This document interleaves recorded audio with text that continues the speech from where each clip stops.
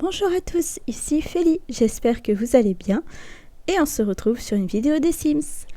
Alors la prochaine fois ce sera du dessin, mais là dernièrement j'ai pas eu trop le temps, on prépare notre déménagement, on a visité la maison, je cherche toujours une voiture, bref, plein de trucs à faire.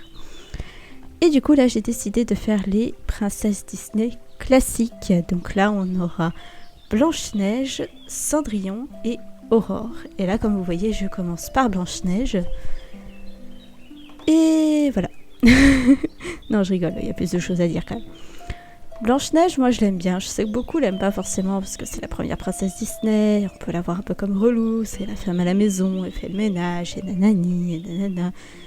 Faut la remettre dans son époque. Et puis pour ceux qui la trouvent gnangnan, Blanche-Neige elle a 14 ans dans son film. Personne n'est hyper mature ou quoi à 14 piges. Faut pas lui en vouloir. Alors, j'ai des petits soucis avec ma souris, donc c'est pour ça que des fois, vous pouvez voir que je clique plein de fois, que ça fait des avant, arrière, machin. C'est très très chiant, mais c'est pas ma faute. Je pense à changer de souris, parce que bon, franchement, ça me saoule. Bref, donc moi, Blanche-Neige, je la trouve plutôt mignonne, et ça a été très sympa de la faire dans un look un peu plus moderne. Et voilà, elle mérite un peu plus d'amour, cette choupette, quand même. Elle est gentille. Allez, je vous laisse admirer le relooking, on se retrouve pour parler de ses traits de caractère.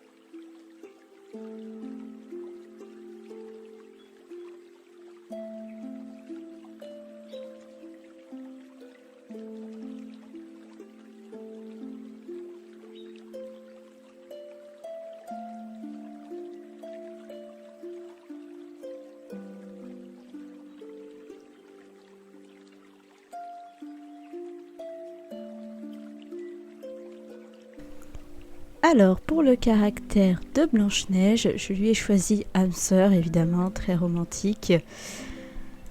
Je lui ai mis soignée, puisque elle a son cliché de faire le ménage. Je lui ai mis végétarienne. Pourquoi ? Eh bien, à cause de son passé, vous savez, arracher les poumons, le foie, tout ça. Et bien élevée, parce que c'est Blanche-Neige, elle a de super manières. Et juste après, du coup, on enchaîne avec Cendrillon. Cendrillon, c'est l'une de mes princesses préférées. Alors, pas en tant qu'elle-même. Elle n'a pas forcément... elle n'a pas forcément celle qui a le plus de personnalité, on va dire. Mais étant gamine, j'adorais le film. Voilà, je pense que c'est un que j'ai vu très très très souvent. Voilà. En soi, Cendrillon, elle a un peu le même souci que Blanche-Neige, parce qu'on la voit comme la meuf qui fait le ménage, et puis elle a un peu cette image de michto, parce qu'elle veut épouser le prince, et patati et patata. Et ça a une explication dans le conte de base, dans le conte d'origine, où pour s'élever, il fallait une marraine, donc une personne qui vous introduise à la haute société et qui vous permet du coup d'accéder au gratin, n'est-ce pas ?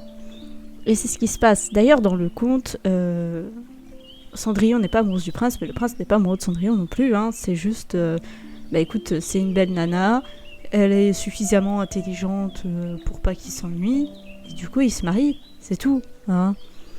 Au moins, dans le dessin animé, ils ont une petite scène romantique où ils dansent dans le château. Voilà. En tout cas, voilà. J'ai pris beaucoup de plaisir à faire Cendrillon. Et on se retrouve, comme pour Blanche-Neige, pour parler de ses traits de caractère.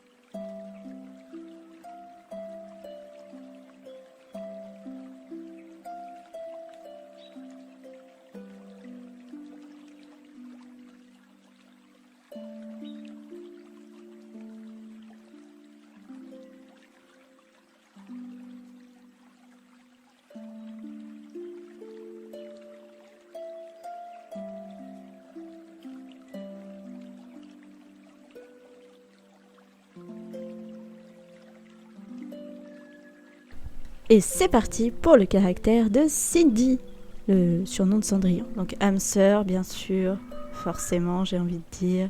Soignée pour le ménage, c'est Cendrillon. Bienveillante, parce qu'évidemment, elle a tout ce côté pour l'amitié. Elle prend soin des souris, tout ça. Et j'ai mis perfectionniste parce qu'elle veut que tout soit très bien fait quand même. Vous voyez, le tout est bien en ordre, etc.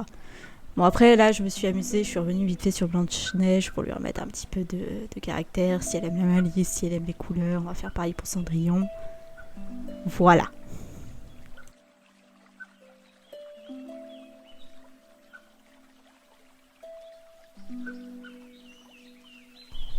Et notre petite dernière, la princesse Aurore. Alors, elle aussi, elle prend cher au niveau des fandoms et compagnie. Ou même des critiques tout simplement parce que elle fait rien, elle dort en fait dans son film, c'est pas de sa faute, même dans son conte, je veux dire, elle dort en fait, elle y peut rien, et puis quand elle est réveillée elle est plutôt sympa, genre quand elle danse dans les bois, qu'elle rencontre Philippe, elle a quand même son petit caractère, on voit qu'elle veut être libre, on voit qu'elle aime les animaux, on voit qu'elle a des rêves, enfin elle existe cette jeune fille, vous voyez. Donc ouais, je trouve elle a un peu jugé durement quand même, alors que en soi elle y peut pas grand chose, c'est pas de sa faute si elle dort. C'est la faute de Maléfique, parce que tout le monde adore Maléfique. Moi aussi, j'aime Maléfique. Attention, je l'aime. Mais en vrai, c'est de sa faute à elle si elle dort. C'est pas de la faute de Aurore, du coup. Bref. Donc là, je me suis bien amusée à l'habiller. Parce que faut admettre que c'est quand même fun de faire en version moderne toutes leurs tenues qu'elles ont. Et comme pour les deux autres, on se retrouve dans quelques instants pour son caractère.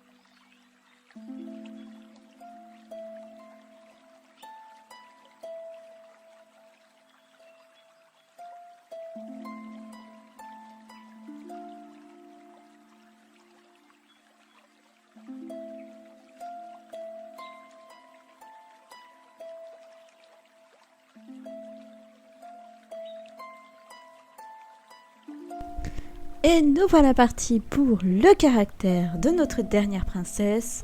Âme sœur également, aime la musique parce qu'elle chante, elle adore ça. C'est ce qu'on voit dans le début. Romantique évidemment, l'amour au premier regard, forcément. Et je lui ai mis paresseuse. Pourquoi ? Pour le délire de... elle dort dans son film. Du coup je trouvais ça drôle. Et je lui ai mis, pareil, quelques couleurs, quelques petites musiques qu'elle aime, etc., etc. Voilà, des petites compétences. Et le foyer est créé. Voilà, elles vont habiter ensemble. Elles ont rejoint les deux autres sessions de Princesse Disney. Je les ai appelées Disney classiques, du coup, puisque ce sont les 3 premières princesses Disney. Et puis voilà, on va les installer ensemble et on va espérer qu'elles se fassent une bonne vie. Allez, bisous bisous et à bientôt cette fois pour une vidéo dessin.